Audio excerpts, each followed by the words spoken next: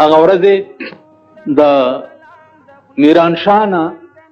ما ته یو ټلیفون وشو،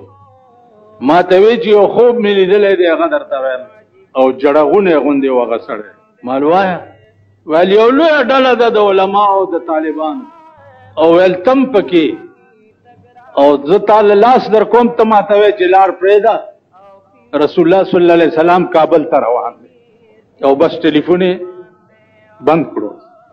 نو ما وی چې رسول الله صلی الله علیه وسلم کوم ملک ته رواني، په هغه ملک به خدای امریکا نه کامیابوي، خدای به نه کامیابوي. الله دې بلا ماته کی، الله دې تباہ و برباد کی، او خدای دې د اسلام بول بالا کی، د خپل حبیب په خاطر او د خپل لوی شان په خاطر. عزیزانو، د کافرو تعریف مه کوئ، د کافرو انجام به دای چې کوم ما تاسو ته وویل. اوس به تاسو ته دا پته ولګي چې دا زمونږ خیال چې کوم دی دا په یو کنجکم دا غستو قابل نه دی. دا این خیال است و محال است و جنون، دا لیونتوب دی چې مونږ پکې مبتلا یو. عزیزانو، د هر شي اعتبار چې دی هغه خاتمه لري، انجام لري. دو قسمه انجام دي، یو انجام به د مسلمانی او یو انجام به د کافری. کم سړی چې په دنیا کې خپل ټوله زندگی د الله پاک رضا او مرضیات او تسپارلی وي، دا غي انجام به سي. او کوم خلقو چې ټوله زندگی دنیا ته او د شیطان ارادو تسپارلی وي، دا غي انجام به سي. وقتی طور لغوندې فائدہ باندې دومره جنون کې راتلل چې ځمکې او اسمانونه تهیر شي او خدای او رسول تهیر شي، دا غي انجام بچي. دلته یو د کار خبره واوري، الله فرمایلی دي چې دا جهنميان به خالدین فیها، ټول عمر په دې جهنم کې وي، ټول عمر. سوال پیدا کیږي چې سړی کفر یا 40 کاله کړي یا 80 کاله کړي یا 80 کاله کړي او سزا به ورته ټول عمر ملاويږي، نو دا زیاته نه ده. پکار دا ده چې 40 کاله قید شي یا 80 کاله قید شي او بیا روزي. علما لیکي چې سزا او جزا دا په عمل نه ده، دا د زړه په اراده ده. خالدین فیها به دوی په جهنم کې زکوي، که د دوی عمر ابدالآباد د پاره ویم دوی به هم دا عمل کولی، که ابدالآباد د پاره د دوی ژوند وی نو هم به هم دا کار کولی. نو سزا چې ده، زړه د بدن بادشاہ دی او د دې بادشاہ فیصله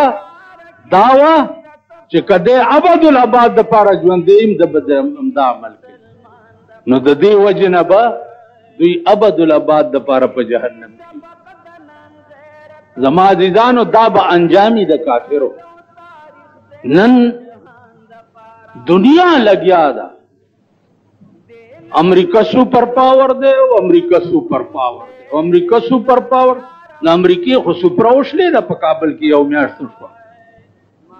سپرا وشلې ده، او د کابل نه که ټلیفون راشي او که د کابل نه څوک راشي څنګه حال دی؟ الحمدلله خیر خیریت. تاسو خیال را انجام به ګورئ. تاسو دې دنیا د پاکستان شریف به دام ویلی چې روس سپر پاور. دا زمونږ لیډران او بادشاہان چې په پاکستان راشي دي چې روس سوپر پاور دسو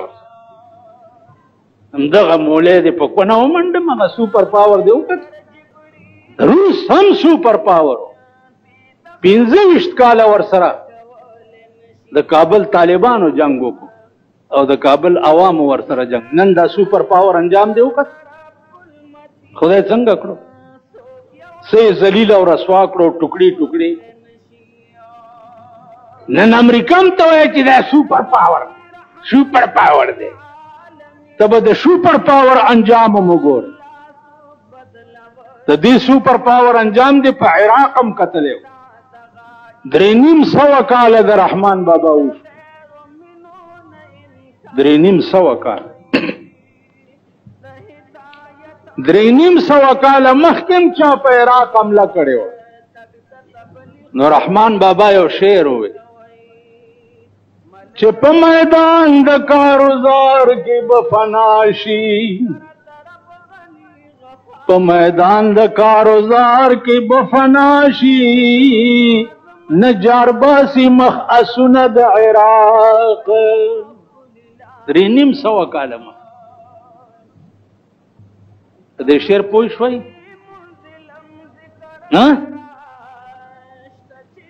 هسې سرونه لکه د توتیانو غوندې خوځوئ خدای خبر په خبره پوهېږئ که نه په میدان د کاروزار کې به فنا شي په میدان د کاروزار کې به فنا شي نه جارباسي مخ اسونه د عراق دا شعر یو په هغه ورځ ما ویلی و چې په عراق باندې امریکې حمله کړې وه ما وی چې په عراق کې خاندان رسول پروت دی امریکا به په خدای نه کامیابوي همغسې وشو مسلمان ملکونو وله ځای ورکړی و امریکې له او د هغې نه به راپاڅېده او په عراق به بمباري کوله نن مسلمانه دنیا ټوله د کابل په حق کې چپ ولی امریکا سوپر پاور دی امریکا سوپر پاور انشاءاللہ العزیز اللہ بد امریکې هر وسله مس کوي اور سبه خدای مس کوي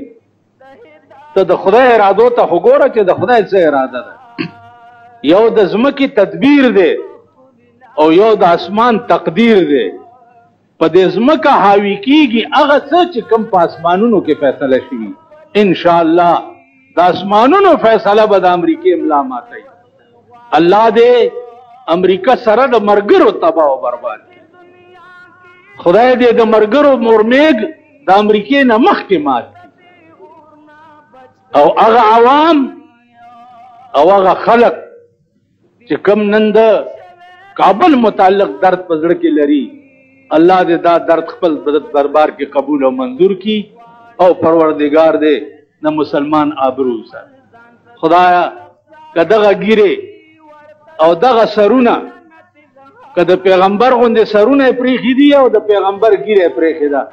یا الله دا مخ به امریکې ته کړی نه دا به مخ به امریکې ته پاتې نه ولي یا الله ستا په در کې د دې مبارکې ورځې په خاطر زموږ دا سوال د خپل حبیب په خاطر د خپل لوی شان په